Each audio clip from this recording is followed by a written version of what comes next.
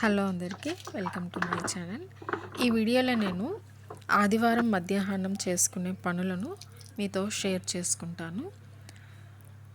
ఆదివారం మధ్యాహ్నం మనం ఇలాంటి కొన్ని పనులు చేసుకోవడం వల్ల సోమవారం ఎటువంటి హడావిడి లేకుండా పిల్లల్ని స్కూల్కి పంపించడానికి వీలుగా ఉంటుందన్నమాట. నేనైతే ఇలా ప్రిపేర్ చేసుకుంటాను ఏదైనా సరే. మీకు నచ్చితే ఈ వీడియో లైక్ చేయండి, షేర్ చేయండి, సబ్స్క్రైబ్ చేసుకోండి. ఆఫ్టర్నూన్ లంచ్ అయిపోయిన తర్వాత పిల్లల వైట్ యూనిఫామ్లు అయితే వాష్ చేస్తానండి. అంటే మా బాబుకి వైట్ యూనిఫామ్ ఫ్రైడే, మా పాపకి సాటర్డే. ఈ 2 డేస్లో ఉతకకుండా నేను సండే ఆ 2 కూడా సండే రోజు ఉతికేస్తానమాట. తర్వాత కోమ్స్ అన్నీ కూడా నానబెట్టి అవి కూడా క్లీన్ చేసేస్తాను.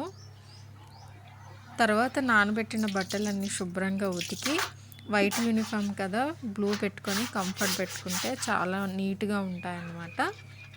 ఈ బట్టలన్నీ శుభ్రంగా ఉతికి జాడించి బయట ఆరవేస్తాను.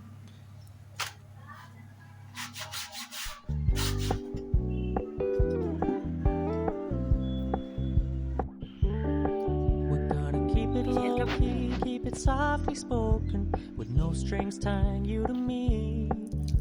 I'm happy in your company with no emotion, 'cause my love deserves to be free. Monday కోసం సాటర్డే ఈవినింగే ఇలా కూరగాయలు అయితే తెప్పించుకుంటాను. తెప్పించుకున్న కూరగాయలను నీట్గా సర్దేసి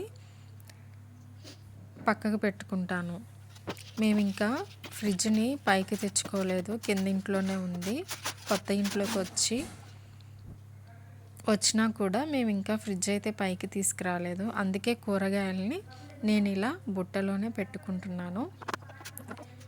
వాటన్నింటినీ ఇలా సర్దేసుకుంటున్నాను.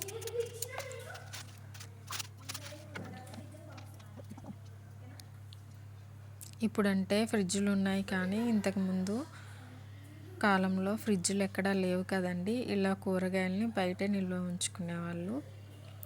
అదేవిధంగా రేపటికి టిఫిన్ కోసం నేను మినపప్పు సరుకులు అయిపోవచ్చాయి. మినపప్పు 1 గ్లాస్ ఉంది, పెసరపప్పు 1/2 గ్లాస్ ఉంది.